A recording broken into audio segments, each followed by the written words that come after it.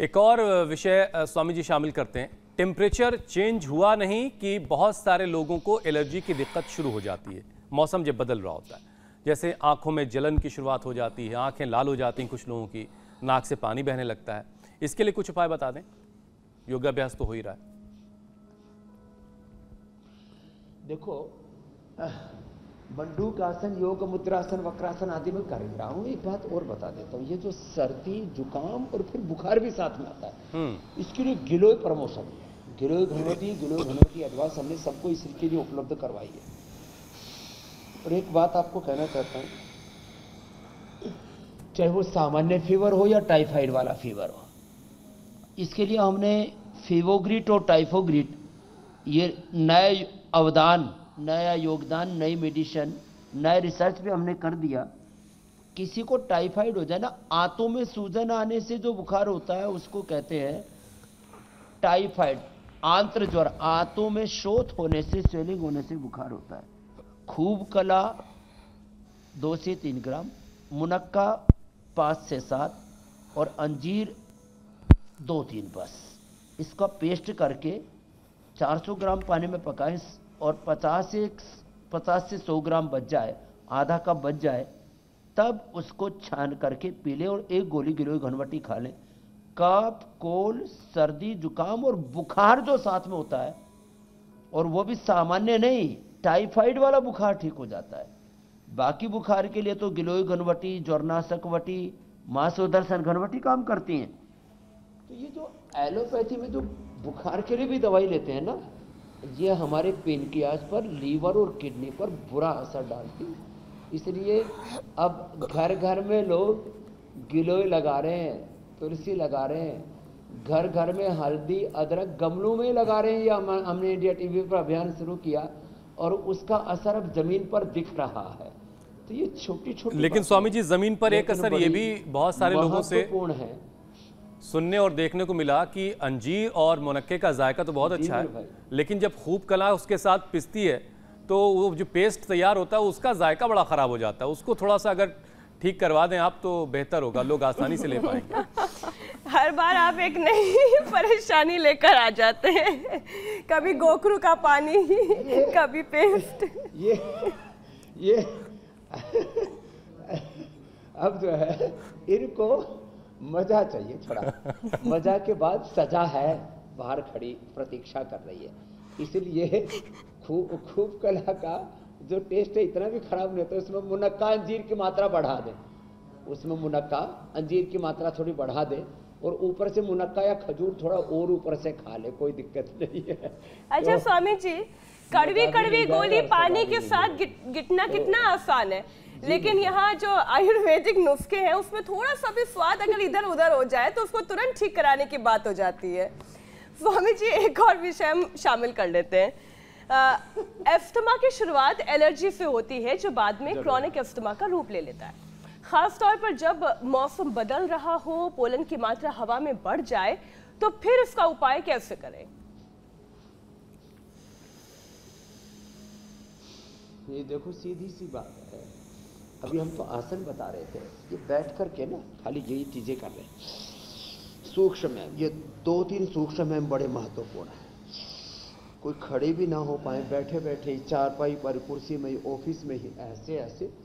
एक, ये दूसरा ऐसे ऐसे, और तीसरा ऐसे ही। अब ये और इतना सही कर लेना।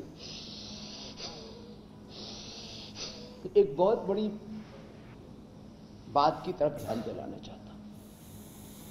जितने भी रोग हैं उनका मुख्य कारण है low energy, low immunity, immunosuppression, low oxygen supply is the main cause of all diseases. Less oxygen supply, पूरी तरह से ऑक्सीजन मिल जाता भस्त्रिका से।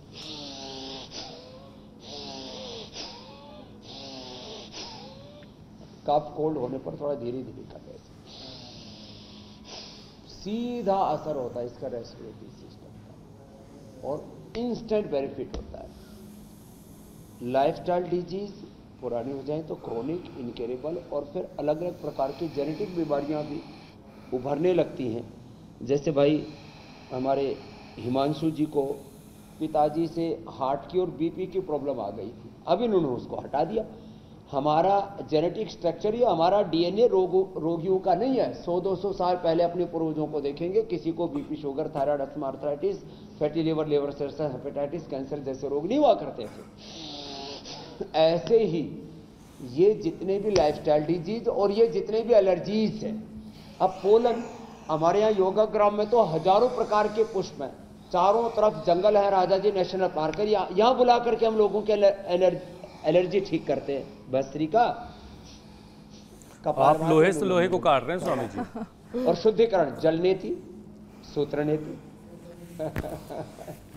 चारों तरफ मैं सच बोल रहा हूं दिया, आम से लेकर के सारी फलों से लेकर के और हजारों प्रकार के पेड़ पौधे वनस्पति है। 1000 से ज्यादा तो हमने लगा रखे हैं और 10,000 से ज्यादा फूल हैं, लेकिन किसी को एलर्जी नहीं होती, क्योंकि योग से, भस्त्रिका, कपालभाति, अनुलोम विलोम से जी, और थोड़ा गले में खरखर होती हो तो उज्जाई भी साथ में करा देते हैं। इससे यौगिक ऊर्जा, यौगिक एनर्जी जागृत होती है। उस एनर्जी से एलर्जी अपने आप उसका प्रशमन हो जाता है। स्वामी जी, एलर्जी और एस्थमा के बाद अब कफ की भी बात कर लेते हैं, जिसकी वजह से कई बार चेस्ट कंजेशन हो जाता है, सांस लेने के दौरान विजिंग की आवाज़ आती है। चेस्ट क्लियर हो, इसका क्या समाधान है और कौन कौन से यौगिक और आयुर्वेदिक उपाय हैं जिनसे इस परेशानी को खत्म किया जा सके?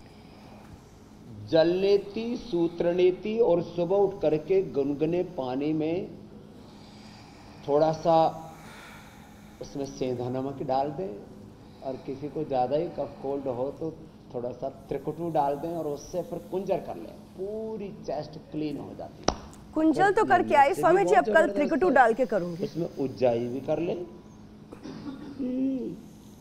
हाँ, और वो एलोवेरा, हल्दी वाला और अमरूद के पत्ते के रस वाला गरारा भी बड़ा जबरदस्त है। ये उज्जाई भी और कपालभाति करते करते पॉइंट दबाते रहे ये, और इससे गले की खराश, खांसी, कंठामृत, लवंगादि, खजरादी, लौंग, काली मिर्च, मुलेठी, मिश्री, इसको चूसना और ये पॉइंट दबाना, और जो है गरम गरम पानी में शिला तुलसी डाल लो, ये एकदम रेडीमेड है। अकेला पानी नहीं पियो, नहीं तो अकेला पानी भी कफ बनाता है, और ठंडा तो कतई नहीं पीना। तेज गरम पानी में शिला तुलसी, ये ड्रॉप है ना, ये बड़ा ज़बरदस्त है। ये तो जो है जिनको कफ कोल्ड रहता है उनको थोड़ा से गला खराब हो जाए तो अपने उसमें खीसे में ही डाल लो, जेब में, पर्स में, और जब भी पानी पियो तो चाय की तरह गर्म पानी के अंदर ही। अब चाय कॉफी भी कोई पीता तो उसमें भी डाल के पी सकता है, वैसे तो हम तो दिव्य पेय वाले हैं, आयुर्वेदिक हर्बल टी वाले। ये बड़ा जबरदस्त है।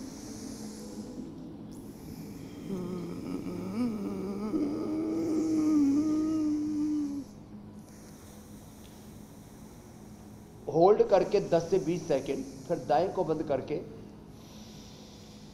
बाएं से छोड़ देते हैं, और ये करवा करके हमने लोगों के सोते समय जो मशीन लगा करके सोते हैं, स्नोरिंग, स्लीप एपनिया, बहुत तरह की दिक्कत है, और फेफड़े में सामान्य कफ कोल्ड से लेकर के लंग फाइब्रोसिस, सार्कोडाइसिस जैसी समस्याएं भी हमने ठीक की हैं। स्वासारी वटी से, स्वासारी गोल्ड से, और ये साथ में ये ब्रोन को, ये अप्रतिम औषधियाँ हैं इसकी। बताओ, थोड़ा बहुत तो गले की जो खराश है या जिसको इरिटेशन बोलते हैं वो कंठामृत से ही ठीक हो जाता है। बातें तो छोटी छोटी हैं।